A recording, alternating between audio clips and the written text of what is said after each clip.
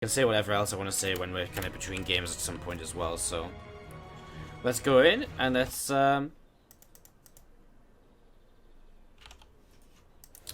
see what happens. To the bottom left hand side is going to be our blue town player from Team Liquid. It is Bunny.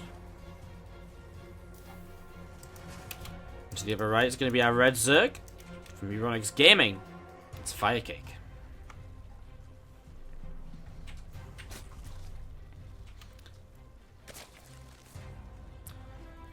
As we set up into this, we're going to be seeing another TvZ out of Bunny. TvZ, the matchup he just kind of completely stomped Hanfi in, the teammate of FireCake. I wouldn't be surprised if FireCake at least just asked Hanfi, like, hey, what did he do? And Hanfi was like, well, don't try and link Queen drop him, and don't try, you know, be ready to actually have more than just Zerglings by the time of Stim and Medivacs.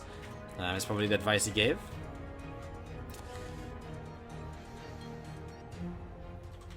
As we see the Overlord just coming across the map.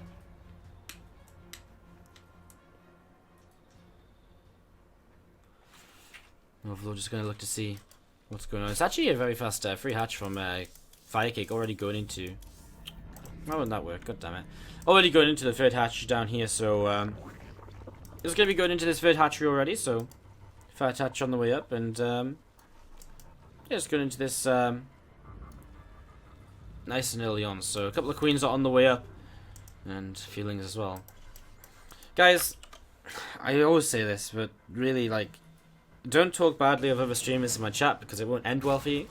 And never, I mean, I know it's all being nice and all, but there's no point saying Wardy greater than base trade or anything like that, or making any kind of base trade comments, because whenever base trade gets mentioned, it just ignites people, and then it ignites people, and then when it ignites people, it never ends up well. And so it's so bad that we just have to stop it before it even starts, because otherwise it just gets unmanageable when people start talking about it. So I know I just mentioned it now, I try not to, but we just don't do that here, because it just never ends up well at all. It just never encourages the right sort of people to start talking, unfortunately. As we do see a Rotron coming down very early on in the game for FireCake, so that's going to be something which we are looking towards as kind of an idea to see what he's kind of getting up to in this game, looking to see what exactly he's going to be kind of looking for himself and kind of his game plan. You're going to see a Creep Tumor dropping down, and FireCake just kind of connecting the bases up together right now. We're going to see a Reaper is moving just around. I mean, this Reaper is just moving around and looking to have a little bit of a look to see what's up and what's going on. I'm going to see the Rotoron is going to finish up for FireCake, and I mean, he's got a lot of gas, I imagine. He's got a couple more Overlords finishing. I guess he's going to probably go into a little bit of Roach aggression. I mean, there's no reason for him not to if he's built the Rotoron this early. In fact, it'd be kind of silly for him not to. Now, one thing Bunny does see is the lack of link speed, despite having spotted a gas, and so right away, Bunny should start to sort of realize a little bit here, I think, like, hey, you're going into something which requires, you know, you're going into no link speed, but you've got gas. So what could that, you know, where could that be going? It's actually in the end only going to be 4 roaches, so FireCake not actually going to end up being too aggressive with this at all. So maybe I was a little bit wrong in my kind of read of this game, but kind of interesting. He's going to drop a lair now instead. I thought he might, you know, he could have made a bunch more roaches and attacked. Maybe he was hoping to get the Reaper kill. If he got the Reaper kill, maybe commits further. Instead, now he's just got roaches to help defend just in case. I guess in a way, maybe it's just a good defensive setup against what Bunny is going in towards, although that being said, FireCake doesn't really see what Bunny's doing, so maybe just a blind opening to try and counter what Bunny did in the last series against his teammate Hanfi. As these couple of medics going to be heading up towards top right hand side of the map. So they're going to be on their way up there. So there's a couple of medivacs on the way. We see a Reaper again just out the front from Bunny. And we're going to see Creep Tumors just starting to spread forwards and to push a creep out onto, well, out towards the third base. So yeah, we're going to see a few roaches are a little bit out of position right now, but he's going to start unloading. The thing is, Marines, when they have, well, just Marines and a couple of medivacs actually destroy just a low number of roaches. We're going to see Queen starting to target down the medivacs, which is quite nice. There's that stim coming in, so Roach is going to start falling a bit faster. These Queens going to go down. They stop target firing, and Bunny's going to force the drones to be pulled off the line. This build order is so good. He's going to kill an Overlord here as another Roach pops, takes so much damage immediately. Isn't going to kill any of these Marines as Bunny just chases drones. FireCake is taking a lot of damage here at the very start of this game. This build, it keeps doing damage to all of these Zerg players. Yeelers died to it last night from Ufilm. Bunny has killed Hanfi with it. Now he's killing off FireCake with it.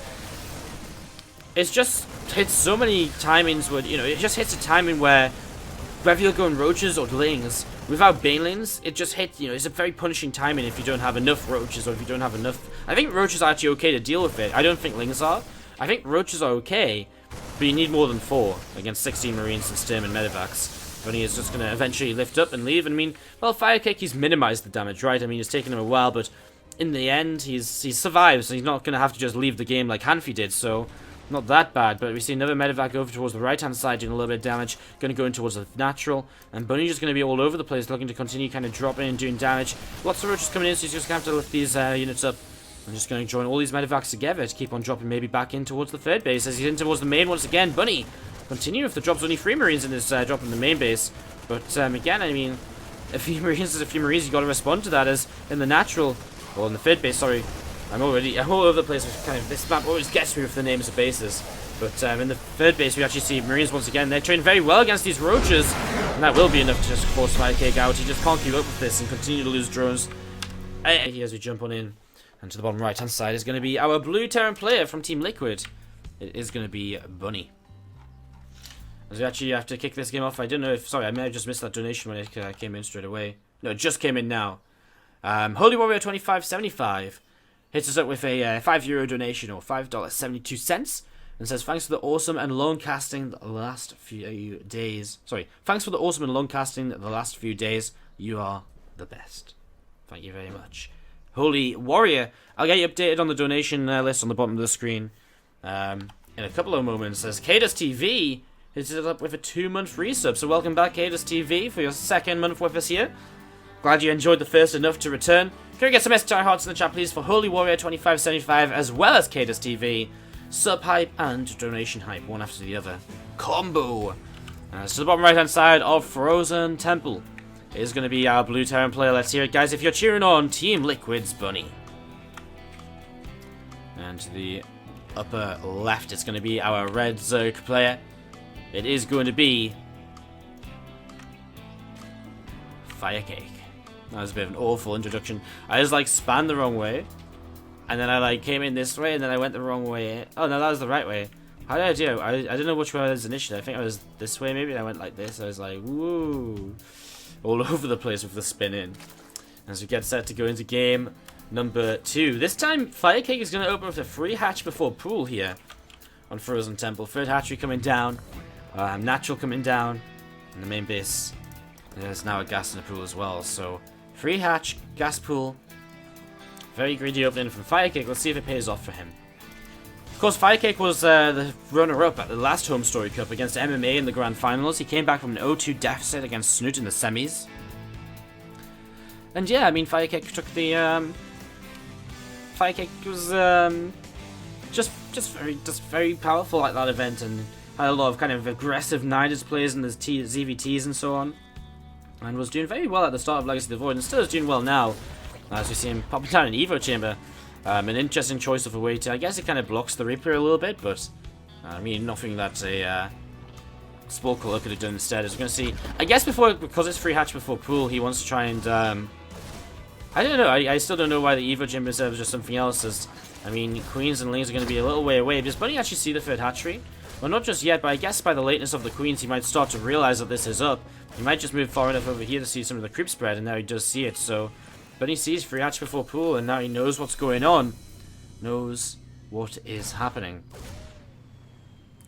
As you see the Reaper again, just looking to see what's going on. Factory is on the way up for Bunny. He's just going to finish up. He's going to get into the second rack. So he's just going to do the same again, like 4 TvZs in a row, just going to do the same build. You know, if it works so well, I guess why not do it? You know, if something's working, why stop? Well, I guess that philosophy doesn't really kind of roll in StarCraft because, you know, why stop? Well, because your opponent might very well figure out what you're doing, might try to identify it this time around, and might actually be able to counter it. So, just going to be seeing this Reaper just going to have to sit just to the edge of this Creepers. He's just going to get that drone before it goes down. 3 kills in this Reaper. I mean, this is the thing. This is why, I mean, is it really worth opening free hatch before pool instead of just opening with a, you know, a faster third hatch? You know, basically, is it worth opening like this instead of just opening into a third hatchery very soon after a hatch gas pool?